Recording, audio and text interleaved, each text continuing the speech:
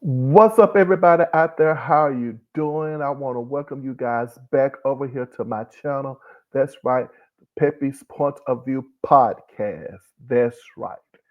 Welcome back, ladies and gentlemen. I am your favorite host, your favorite R&B historian, your favorite music critic, Pepe. And as you know, the month of February is Black History Month. And I decided to celebrate it by looking up a list of the top black female albums of all time. And you know how these lists can be or get. When we do a list of any kind, we have a tendency to leave off some very talented individuals who probably didn't get the recognition she or he deserved due to possibly lack of promotion, lack of management, or they were ahead of their time, as we would say. Well, I was surprised to see that this list that I was looking at did not have the latest of In Vogue on the list. After all, their Funky Divas album that was released in 1992 was probably one of the best albums of that year. Well, anyway, hey, I have the month of February and you're in for a treat, and I'm going to try to give you a video every day. And today we're talking about the queen of rock and roll, Tina Turner. That's right. Oh gosh. Well, let's just break it down what I do over here, basically. And that is I talk about my favorite albums, my favorite artists and their music of today and yesterday. I kind of focus on R&B divas, but for the most part, I'll talk about any singer, songwriter, producer, or musician in the industry. And yes, this year, as I said before, I am going to expand that. So be on the lookout for some more, a mixture, if you will, of male and female rock, pop, R&B, jazz, blues, gospel, so on and so forth. Whew. So all I do is I go back and I listen to the albums. That's right. I actually listen to these albums. And what I do is I do my own a review on these albums. I don't listen to other artists' reviews. I don't because what I'm my purpose for not doing that is I want to, develop my own voice and my own opinions. And sometimes when you read or listen to the opinions of others, they tend to kind of sway you a little bit. And so what I want to do is just make sure that I have a unique voice over here. And sometimes, people have a tendency of bringing someone else's style into what they do, and I don't think that that's wrong. It's just me. I'd rather be authentic. I'd rather be myself, right? And so that's my goal. All right. And so, as I said, I listen to the albums and then I give my point of view about the album. And yes, from time to time, I do dish out the dirt on who dropped, kicked who in these entertainment streets. So who knows? I might even do that during this video. You never know. All right. So when I just realized today that it is the first of February. And so when I realized that, I was like, man, today, this is Black History Month. Man, I think I better do something for Black History Month, uh, something musically wise. And so I said, all right, well, let me focus on my divas again. It's always ladies first. So I'm like, let me focus on my divas. And so I was surprised to see that Tina Turner was number one. And since I do have the Tina Turner's album, I actually do have this CD that you're looking at right now, the 30th anniversary album of What's Love Got to Do with It. And I saw that she was number one. I was like, oh my gosh. I done already heard this album time and time again, but I decided I was going to listen to it again. And I just finished listening to it. Usually, what I do is that when I listen to an album, I already uh, think about maybe what I was doing at the time, especially if it's a past album. I get my own feel. I just try to figure out, like, okay, how am I feeling before I listen to this album? I think that's something that you should, uh, think about doing. So what am I thinking about, right now when Tina Turner comes to mind? And for me, what I was thinking about, I was like, oh my gosh, it was just such an awesome song. That's the first thing that I'm thinking about. I hope there's no feedback in this uh, video because I'm trying to hold on to this mic thing here. But anyway, when I first came across Tina Turner, like most of the people who were born, let's say in the late 70s, and then you grew up in the 80s, um, I remember Tina Turner's video, What's Love Got to Do with It? And I remember saying to myself, thinking like, man, this is such an awesome song. I liked the song. I thought it was awesome. Great video. Oh my gosh, I love Tina Turner's hair in the video of What's Love Got to Do with It. I love the makeup. I like the strut that she had, the walk. It was just everything about it just made sense to me, and it just kind of popped. And it was just so appealing. And of course, you can't talk about What's Love Got to Do with It without talking about the movie, because the movie, What's Love Got to Do with It, and then the album, I think now, as history has, as time has gone on, I think the album and the movie just simply goes hand in hand, right? And so I was thinking about the movie. I was thinking about how excited I was to, watch this movie. I remember back in the day there was Blockbuster Video, and you actually went and to go get the video to watch it. I heard about the movie. I didn't go to the movies to see it, but when I knew that the movie was going to VHS. I was like, man, I can't wait till the movie comes out and go to Blockbuster to rent the video. And I did. And believe it or not, you're trying to catch the video before, they have rented all of the videos out. And of course, I get there, there is a copy that's available. And just my luck, the copy was already at the counter. Somebody had already turned it in. So all he had to do was check it out. The video didn't even make it to the shelf, right? Because soon as I came in, uh, you know, just my luck, the video was already there. Went home and watched the video, watched the movie, and just thinking about how, you know, well, the turmoil. I was going to use a particular word, but of course, with these, social media, these apps and all that stuff, certain words you can't use. And so I was just thinking about all the turmoil that happened in Tina's life and all the things that she had went through with in her family's life. And then when she got married, pretty much it was a repeat. And there was a lot of highlights in the movie, some good, some bad. And the thing I remember that stood out to me the most was the fact that when Tina Turner was in the limousine with Ike, and of course, he started to, you know, hit on her and all of that stuff. I remember thinking to myself and saying while watching it, when she hit him back, when she hit him back, I remember saying, "Good." Like I was so happy that she finally punched him, hit him, did something. And I was so happy to see, no matter what the outcome was the fact that she gave him a dose of his own medicine. I was like just to stand there and watch and have someone abuse you like that. I was like, oh my gosh. But that was the thing that just really stood out to me most in that movie, when it was like, hey, I'm done, with this. Like I'm tit for tat, if you will. All right. So that was the thing that I was thinking about most when I was reviewing this album. Now let's talk about Private Dancer. Okay, Private Dancer is the fifth solo album by American singer Tina Turner. It was released on May 29th, 1984 by Capitol Records and was her first album released by the label. After several challenging years of going solo after divorcing Ike, Private Dancer propelled Tina into becoming a viable solo star. as well as one of the most marketable crossover singers in the recording industry. Well, Tina has a lot to say about that. She really don't think that she crossed over.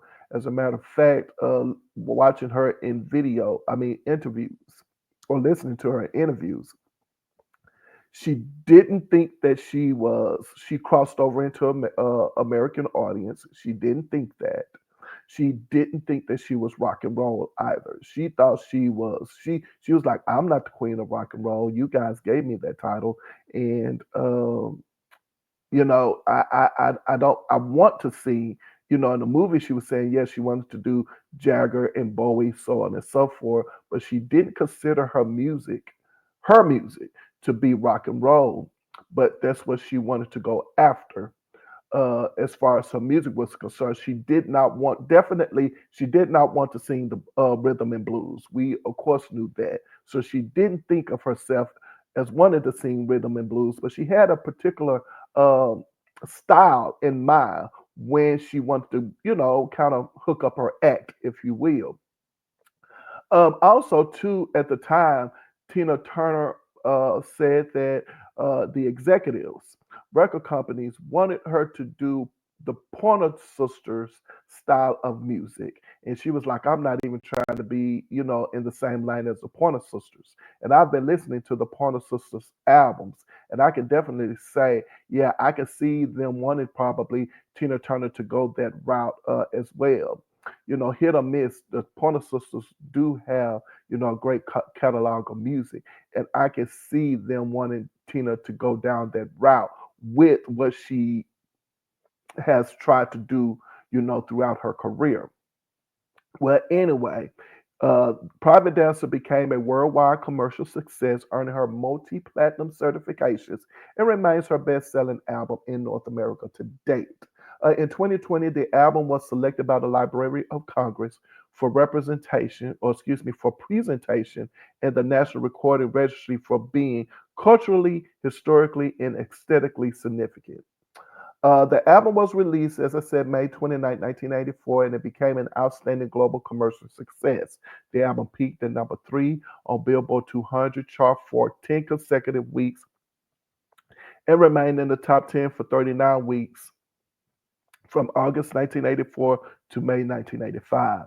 In the United States, it was certified platinum 5 times. In Germany, the album went 5 times gold, becoming one of the best selling albums in history. It peaked at number 2 on the UK albums chart, where it was certified 3 times platinum, remaining on the charts for 150 total weeks. It was certified 7 times platinum for shipments of over 700,000 copies in Canada by the Canadian Recording Industry Association. And the album has sold more than 12 million copies worldwide. At the 1985 Grammy Awards, Private Dancer won 4 of the 6 awards for which it was nominated. So hats off to Tina Turner. Congratulations to your love. Now, let's just dive right into the album.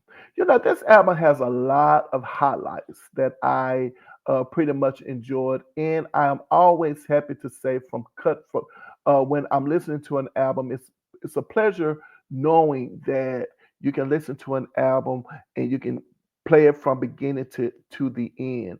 And this is the first album that I actually what I try to do most of the times. I'm not always successful with that, but nowadays, if I don't actually have the album and I don't have the lyrics, I actually go back and go online. And as the album is playing, I also actually excuse me, read the lyrics. One thing that I found throughout the years is that sometimes you think of lyrics and you're like, okay, what did they say? And then you're singing the wrong lyric. So now what I've been doing is that as soon as another song comes on, I go and make sure that as I'm listening to the song, I'm reading the lyrics as well. So, something to do. It's something to learn. It only makes it better. And that's the reason why I decided to name this album. This album review, A New Pair of Eyes in an Original Mind. So, and speaking of that, that's the first single, I mean first track on the album, I might have been Queen. Love the song. I just love it. As I said before, I don't know what category of music we would put Tina Turner in. I think it's safe to say she's pop, she's rock, and she's R&B, and she just goes in and out of those genres of music throughout her career. Uh, and and I think she does well with that. Uh, I don't know about you guys, but growing up in the '80s, one thing that I love most about uh, growing up in the '80s, even though I love my R&B music, and I did, but I love like what do you call it, like pop rock or that soft rock type sound. I just love that. Like this single or song, I might have been Queen.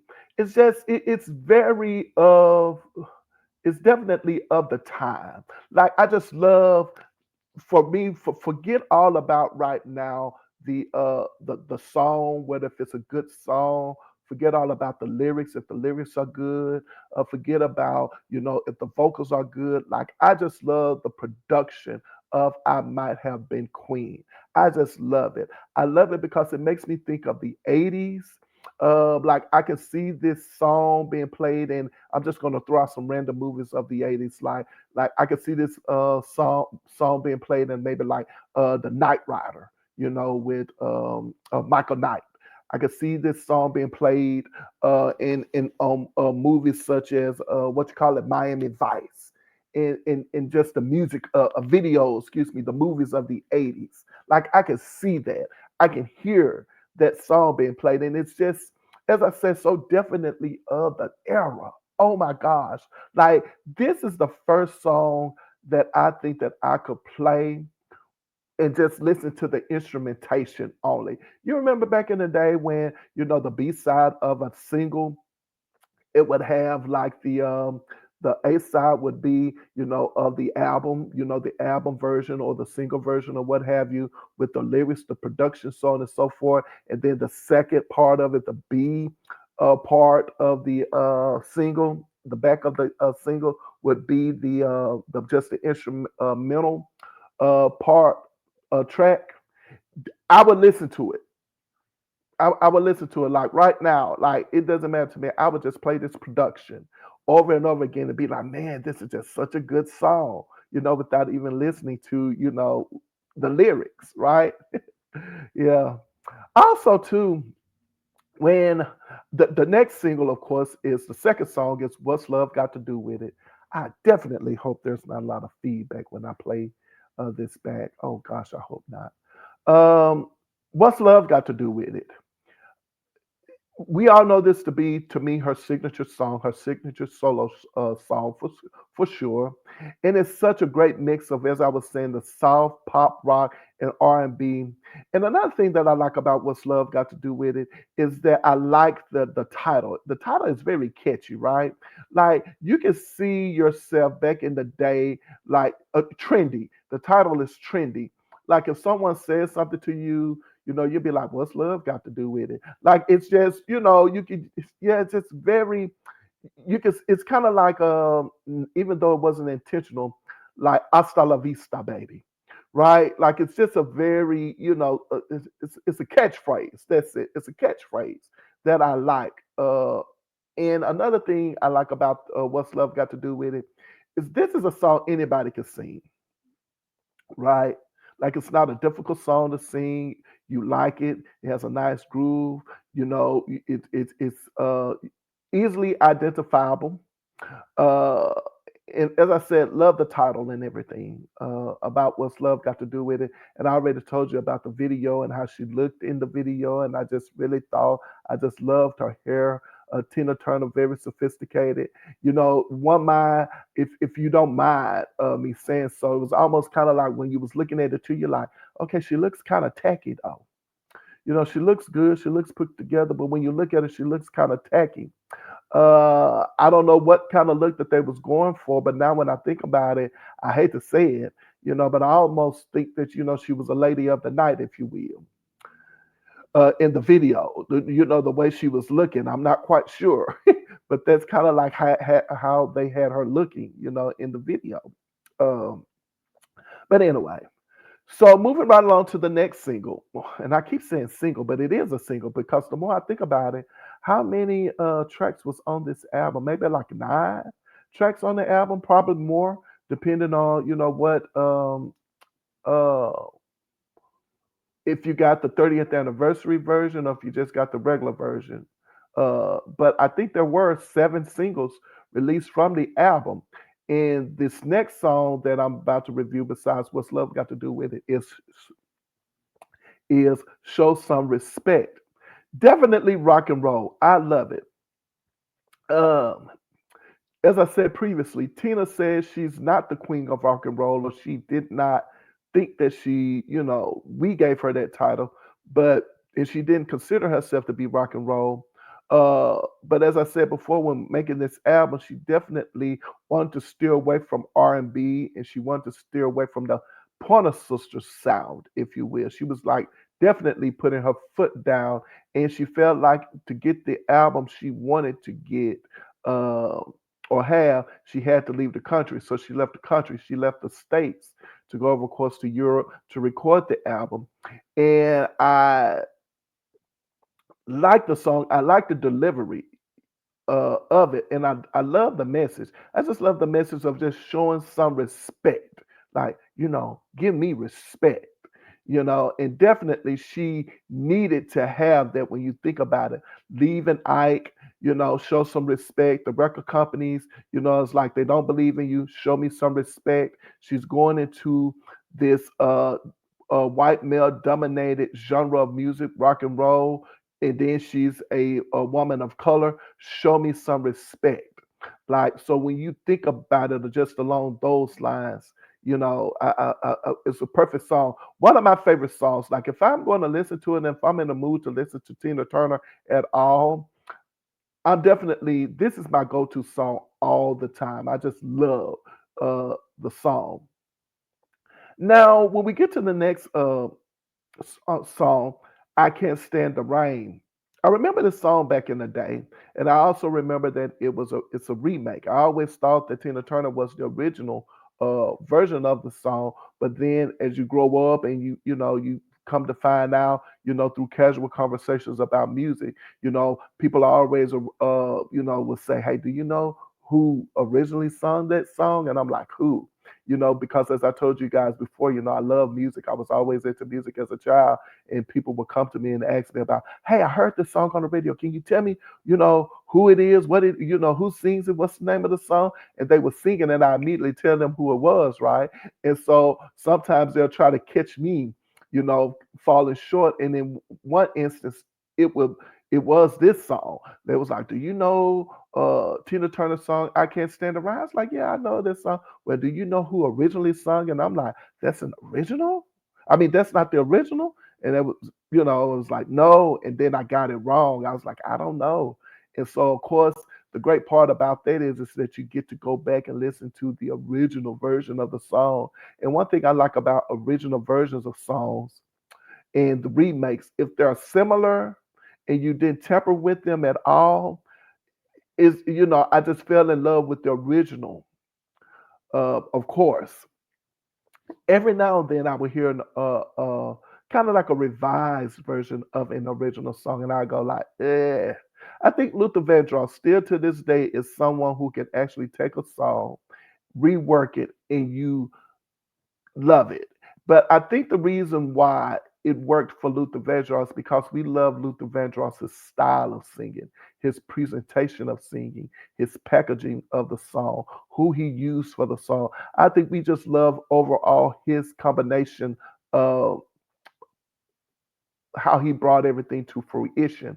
Now, I'm going to go out on a limb and say this, and I know some of you guys are going to go like, "Oh my gosh, I don't believe he said that," especially about some of his, divas. But there are two people when they remake a song, I kind of cringe sometimes, and that would be Patti LaBelle and Shaka Khan. Their voices, their style is so unique, even among other voices that sometimes when you listen to them and they're remaking a song, you go, I don't know. I don't know. Not I don't know. I don't know. I don't know. I don't know. And somebody else, ooh, Whitney Houston, Luther Vandross and Whitney Houston. Yeah, those two definitely. And it's, I'm glad I brought up Whitney Houston. It just crossed my mind because if you think about the way Whitney approaches a song and the way Luther Vandross approaches a song, they're kind of similar now that you think about it. Yeah.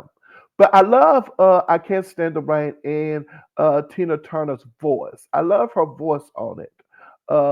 And as I said, this to me, I think makes her really hang, with the boys, if you will, in rock and roll. The men of rock and roll, like I said, like Jagger and Bowie.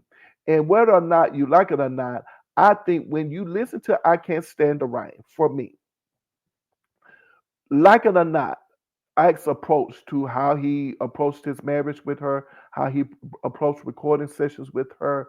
When you think about I Can't Stand the Rain, it, it's like, man, he knew how to stretch Tina Turner and get her because, you know, Ike, loved rock and roll as well.